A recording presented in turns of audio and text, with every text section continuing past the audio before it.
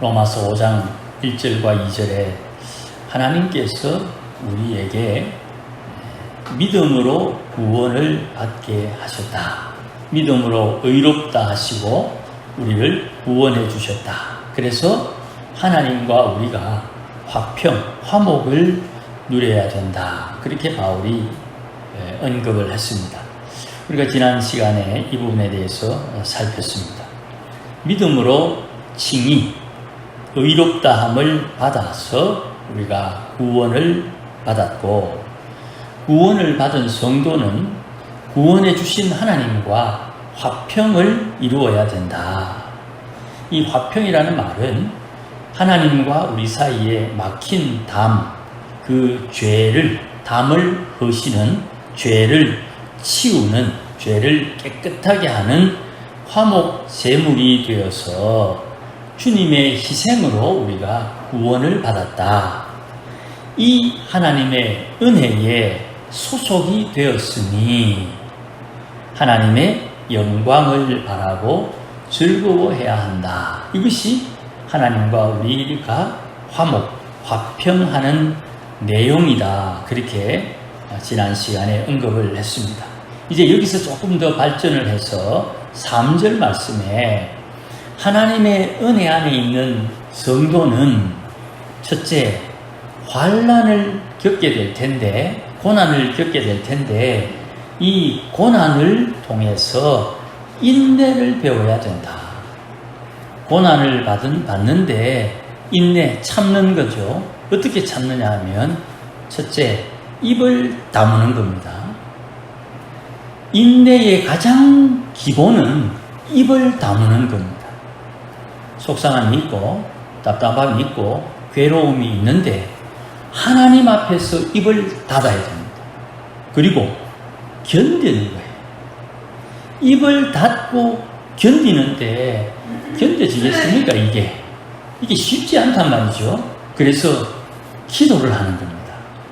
내가 이 세상의 방식대로 사는 것은 입을 닫고 하나님 앞에 입을 여는 거예요. 그게 기도다 이 말입니다. 자, 세상에 환난을 당하고 고난을 당하고 조금 더 가지를 치봅시다. 억울함이 있고 괴로움이 있고 답답함이 있고 뭐 이런 유의 일들이 우리에게 있을 때 성도는 구원을 받았기 때문에 첫째, 입을 닫고 둘째, 견디는데 이 견디기 쉽지 않으니까 셋째, 기도한다 이 말. 이걸 좀 멋있게 표현하면 이래 되는 겁니다. 고난받는 성도는 기도함으로 인내한다. 그냥 막 버티는 것 자체가 인내가 아니고 기도하는 와중에 견디는 것을 인내라 그런다 이 말입니다. 그러니 우리가 하나님을 믿는 사람들이 인내해야지 하면서도 인내한다고 말하면서도 불평할 거 다 하고 불만 투성이 다 내면 그건 인내가 아니다. 하나님 앞에 인정을 못 받는다 이 말이죠. 기도함으로 자, 기도할 때 마음에 안 드는 사람이 있습니다. 하나님, 저 마음에 안 드는 사람은 죽여 주시옵소서. 그래 기도하는 사람 없지요. 그래 기도하면 안 되고 하나님 축복합니다. 하나님 은혜를 주옵소서. 하나님 불쌍히 여겨 주옵소서. 그래 기도해야지. 죽여 주옵소서. 이렇게 기도하는 사람 없다 이 말이죠. 그러니 내가 인내하는데 축복하면서 인내하는 거예요. 축복하면서. 이것이 신앙을 가진 성도가 세상을 살면서 억울한 일을, 환난을, 고난을 당할 때에 행동하는 가장 먼저 하는 행동이 되는 것입니다. 이 인내가 연단, 계속 인내가 이런 억울한 일을 겪으면서 하나님의 일은 이렇게 하는구나 하고 연단, 하나님의 방법을 배우는 거예요. 하나님은 일을 어떻게 하시는가 이걸 배운다 이 말이에요. 그러니 연단, 반복되고 반복되는 일을 겪으면서 하나님이 어떤 분인지, 하나님이 원하는 게 뭔지, 이럴 경우에 내가 무엇을 해야 되는지, 이런 상황에서 내가 어떻게 처신하는 것이 하나님의 이름을 거룩하게 드러내는 행실인지를 실수하면서 배운다 이 말입니다. 그렇게 연단이 되는 중에 하나님이 우리 마음에 소망을 이루어 주시는 거예요. 그러니까 이런 말씀이 있죠. 전도는 여기서 했는데 열매는 저기서 거두는 겁니다. 여러분들이 평생 우리 마을에 예수 안 믿는 분들 예수 믿게 해달라고 기도를 했는데 마을의 분들이 교회에 나오는 수도 있지만 마을 외의 분들이 하나님 앞에 부름을 받아 교회에 올 수도 있는 거예요. 선교는 다른 교회, 어려운 교회, 선교지에 있는 선교사님을 위해서 후원하고 기도해 주는 그것을 기도하고 후원해 줬는데 그 열매는 교회가 딸 수도 있고 여러분 각자가 하나님의 은혜로 그 열매를 딸 수가 있는 거예요. 그러니 내가 동쪽에 심어서 서쪽에서 거두는 거예요. 호세아는 이것을 조금 과격하게 바람을 심어서 태풍을 거둔다. 이건 이제 죄와 관련된 것이겠죠. 태풍이 불어와도 부드러운 바람이 불어오는 것처럼 하나님의 구원을 받을 수가 있는 거예요. 그러니 성도는 하나님의 은혜 안에 있습니다라는 고백을 하면서 이 은혜 안에서 환난을 겪을 때에 환난은 인내가 쌓여서 연단이 어느 날 뻥 하고 터지면 소망이 우리에게 이루어지는 것입니다. 하나님께서 우리에게 소망하는 것을 우리에게 제공해 주시는 하나님의 방법이 된다 이 말씀이에요. 그래서 5절 말씀에 이 소망이 우리에게 부끄러움이 아니다. 이 소망은 우리에게 기쁨이 되게 한다. 왜? 성령이 간섭하기 때문에. 성령께서 우리에게 하나님의 사랑을 마음에 부어주시기 때문에 우리의 소망이 이루어지는 과정, 환난은 인내를, 인내는 연단을, 연단은 소망을 이루는 이 과정을 통해서 성령이 우리 마음에 하나님의 사랑을 부어주신다. 그러니 하나님의 사랑을 우리가 경험하기 위해서는 반드시 어렵지만 힘들지만 속상하지만 환난을 통해서 소망이 이루어지는 그 여정, 과정을 겪어야 된다 이 말이에요.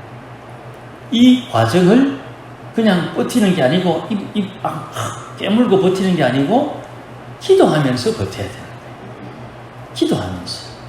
그러니 이렇게 제가 말씀드리면 서울에 있던 어떤 양반 제보고 이런 말을 한번 했습니다. 목사님, 기도를 열심히 해야 되는 거 아닙니까? 이렇게 이야기하는데 그것도 참 이게 선입관이에요.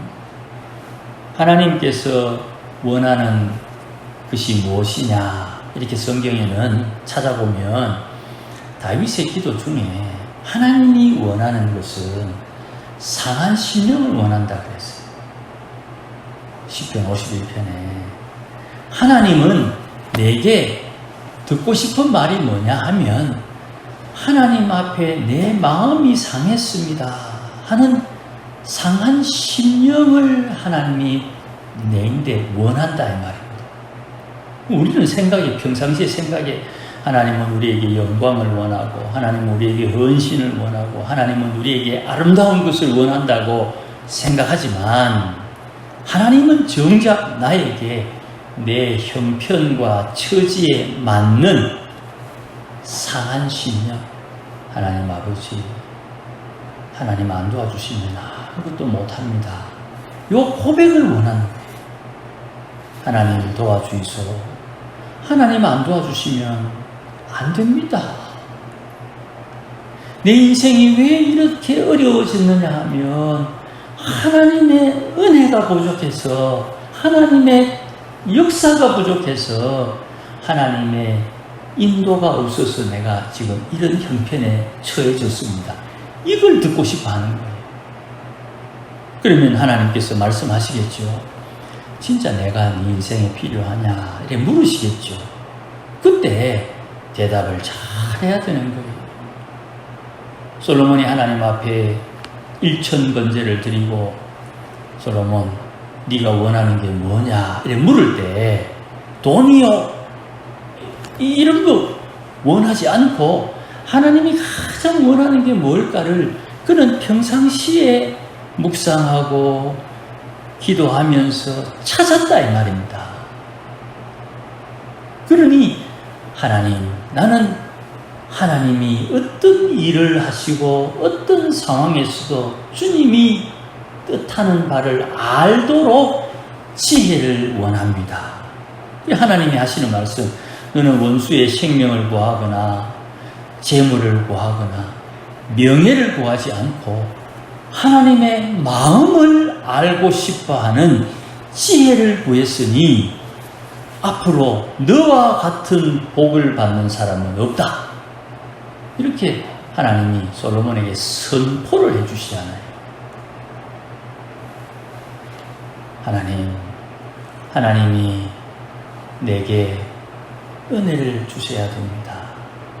하나님 없으면 아무것도 안 됩니다. 이렇게 하나님 앞에 내 상한 마음을 내어놓을 때 주님, 그래 네가 원하는 게 뭔데? 이렇게 물을 때 대답 잘 해야 됩니다. 대답 잘 해야 됩니다. 요한복음에 보면 베드로가 예수님에게 질문받은 게 있지요. 네가 나를 사랑하느냐? 이렇게 질문할 때 어떻게 대답했습니까? 내가 주를 사랑하는 줄 주께서 아십니다. 그랬지요. 그런 말씀에 기초한 고백이 있어야 돼요. 혹시 오늘 밤에 잠 주무시다가 주님이 꿈에 나타나가지고 아무개 집사, 아무개 권사, 아무개 장로, 네 원하는 게 뭐냐? 이렇게 물을 때 대답할 것 딱 정해놔야 됩니다. 꿈에서도 하나님 앞에 소원하는 바를 내 마음에 잘 새겨야 됩니다. 이게 꿈꾸면 엉뚱한 소리가 나올 수 있거든요. 기도하면서 내 마음에 새겨야 되는 거예요. 하나님의 은혜에 소속되어 있다. 이것을 알고 내가 고난을 받으나 나는 이 고난을 통해서 내 소원, 소망이 이루어질 것을 믿는다. 도대체 네 믿음의 근거는 뭔데? 성령께서 내 마음에 하나님의 사랑을 부어주시면 이것이 이루어진다는 거예요. 이렇게 하나님의 사람들은 하나님이 주시는 은혜를 따라 사는 것이, 그러면 우리 마음에 부어주신 하나님의 사랑이 뭐냐? 6절 이후에 언급되어 있는데, 우리가 연약할 때에, 우리가 경건하지 않을 때에, 우리가 이미 죄인이었을 때에 우리를 위해서 8절에 죽으심으로 하나님의 사랑을 도장 찍어주신 예수님의 사랑이, 헌신이, 희생이, 그 십자가의 희생이 하나님의 사랑이요, 그것이 내 마음에 가득 차 있다 이 말씀입니다. 이것을 통해서 하나님은 우리와 하나님 사이에 화목하게 하셨어요. 화평케 하셨다 이 말입니다. 우리는 어찌 살아야 됩니까? 우리의 살아가야 될 삶의 방향은 10절, 9절 말씀 보십시다.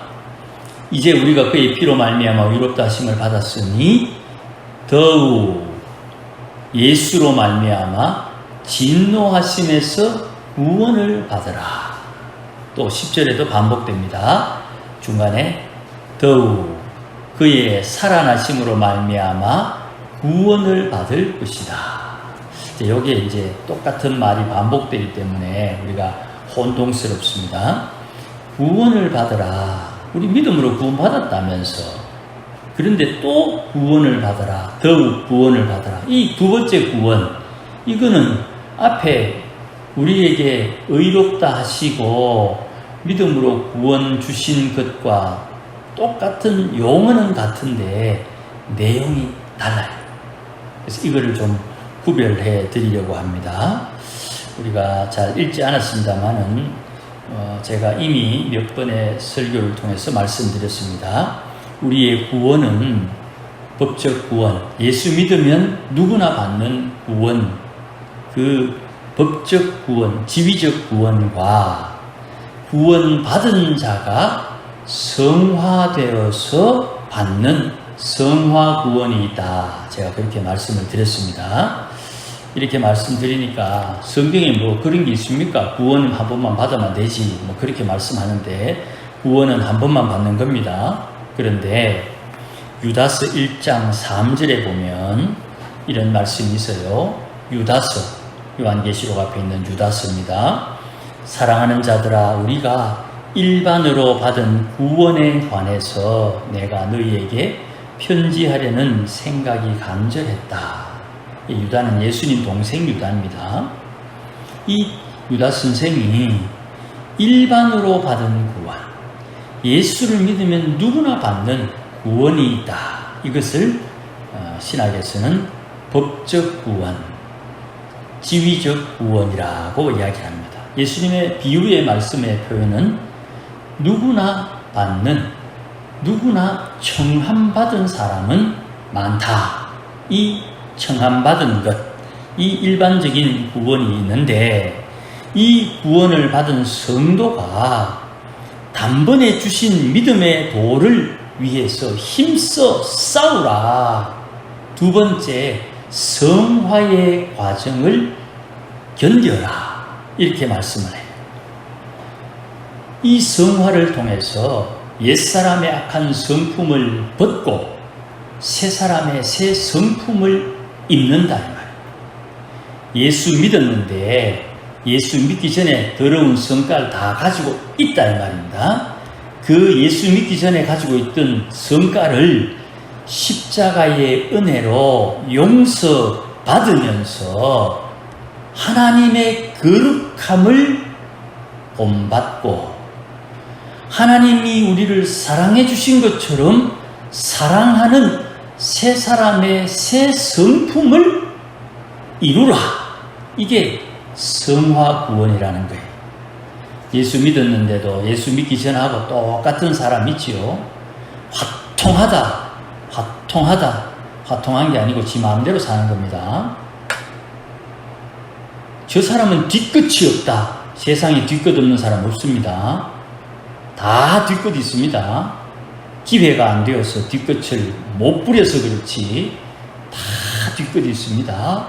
그런데 그런 못된 옛사람의 악한 성품대로 살지 않고 탐심을 없애는, 부모를 공경하고 살인하지 않고 간음하지 않고 도적질하지 않고 거짓 증언하지 않는 행실을 내 인격에 장착해야 된다 이 말이에요.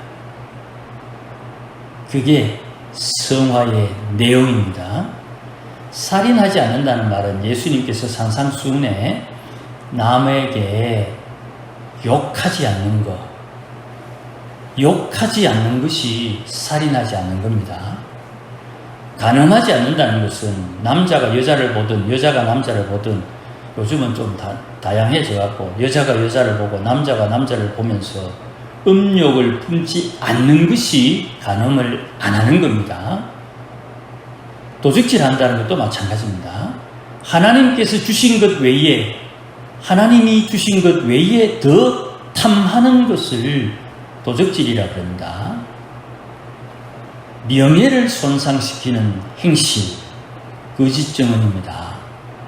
이것이 하나님 앞에 온전히 하나님의 역사하심에 맡길 수 있는 성품, 새 사람의 새 성품, 이것을 이루도록 성화, 거룩한 삶을 살아야 되는데 자기 생김대로 살아야 된다는 거예요. 자기가 하나님의 성령의 충만함을 받았기 때문에 자기 하고 싶은 대로 하면 된다는 거예요. 그렇게 말하는 사람들이 우리 주위에 의외로 많습니다. 그래서 엘리사, 제가 종종 예를 들지요. 엘리사는 엘리야의 영감의 갑절을 받았잖아요. 꽃배기, 엘리야의 영감만 가지고도 하늘에 성천을 할 수 있는데 그 영감의 꽃배기를 받았으니 엘리사는 당연히 성천을 해야 되죠. 그런데 그는 병들어 죽습니다.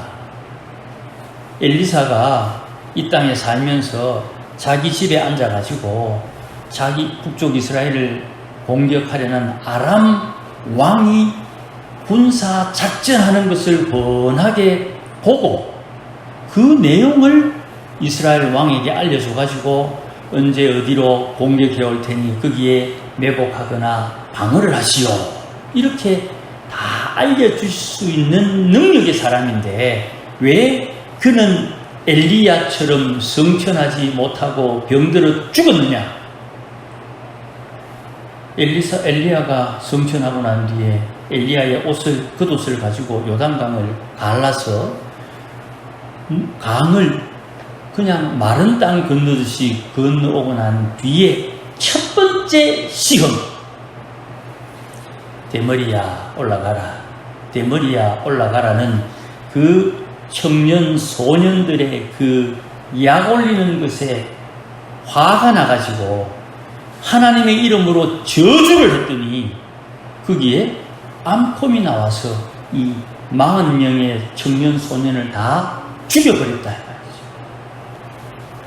그 핏값을 엘리사는 자기의 죽음으로 그 핏값을 갚은 거예요. 성화해야 됩니다. 성화는 하나님이 우리에게 주시는 사명입니다. 이 성화는 누구도 하나님이 내게 원하는 것이 아니라 하나님이 기뻐하는 것을 알고 레위기 말씀처럼 서원하는 것이에요. 성화는 서원하는 겁니다. 각자가 알아서 하나님 앞에 서원하는 것이 성화의 핵심입니다.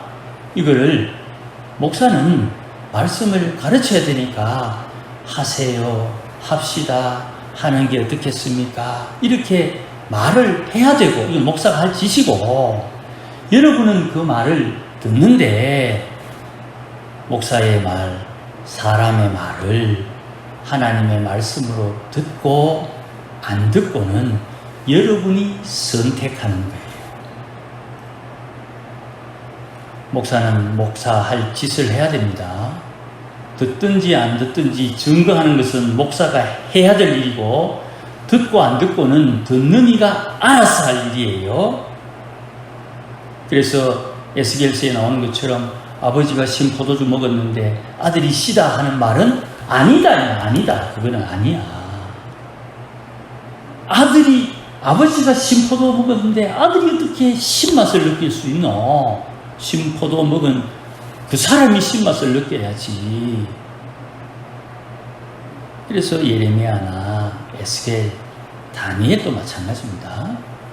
하나님의 말씀을 증거하고 그 말씀을 받지 않고 하나님의 성전에서 가져온 기명, 그릇들, 술잔들 이걸 가지고 저거 좋다고 술 먹으니까 그 벽에 손이 나타나가지고 내가 너를 달아보니 너는 모자라는구나. 그날 저녁에 나라 망하고 그 왕 죽고.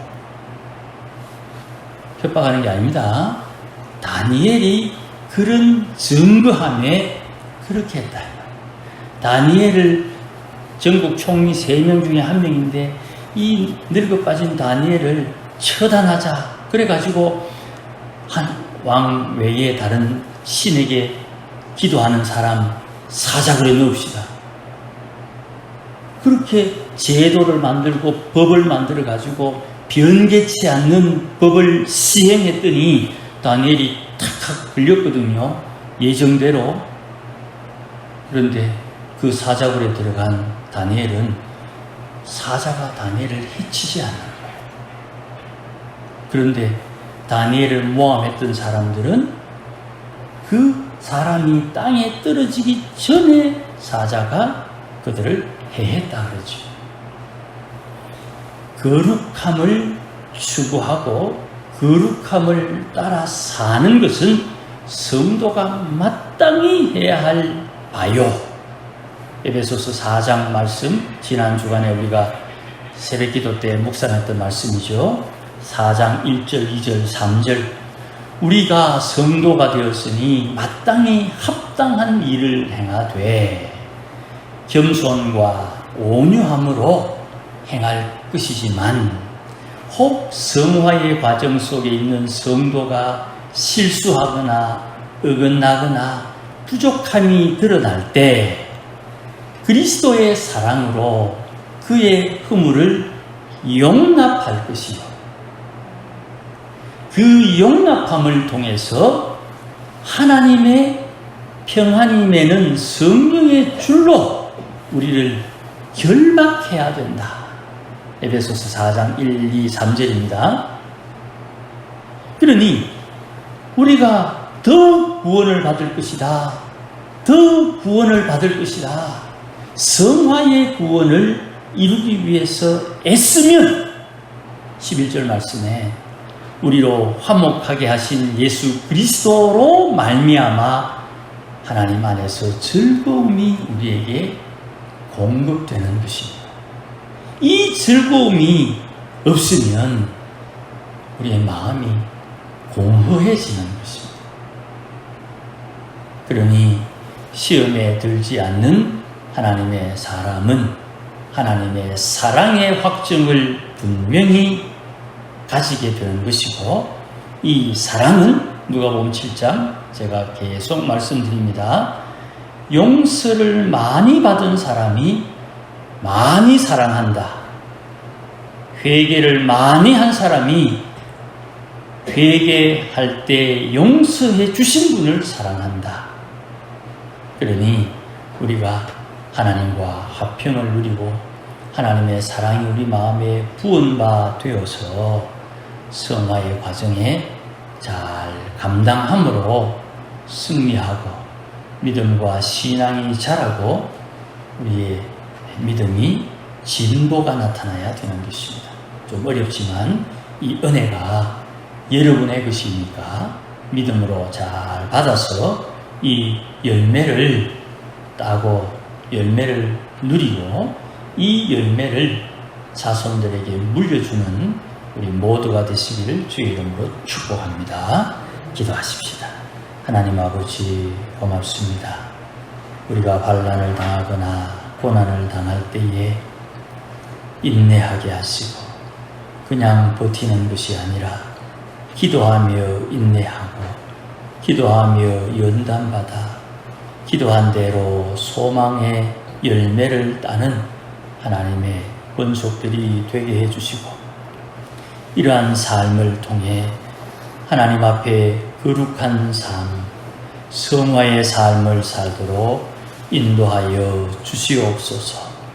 지금 우리가 조금 어렵게 느껴지고 힘들게 느껴질지라도 주의 성령님, 하나님의 사랑 우리 마음에 부어주셔서 넉넉히 하나님의 은혜와 복을 누리는 하나님의 백성들이 되게 하옵소서.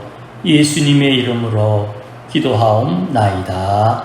아멘. 한 말씀만 더 드립니다. 이렇게 설교해도 목사가 이래 안 살면 목사도 하나님 앞에 심판받고 저주받고 엉망진창이 되는 겁니다.